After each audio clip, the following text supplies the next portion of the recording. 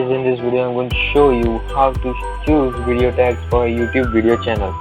So first of all, open Chrome and then search youtube.com, and after that, if your channel is about gaming, PUBG or anything like that, or food blog, you can just search in the search bar over here, just search PUBG.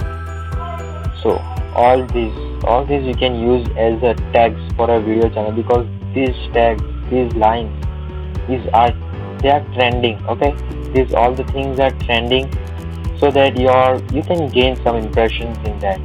So after that, your channel is a food blog, then these are the popular tags or popular suggestions which YouTube gives you, but you can use this as your video tag. Okay, so if I search IBM cloud foundry. Okay, so I'm searching this and here it goes.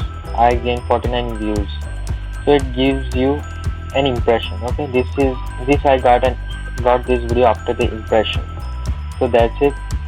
By this you can find the tags for a YouTube video channel. It is super easy, free, and you don't have to search for this tag anywhere. So thank you so much for watching this video. I hope you enjoyed it. If you enjoyed, then please hit the like button and subscribe and comment down below if you find any other way for this thing. Thank you. Bye.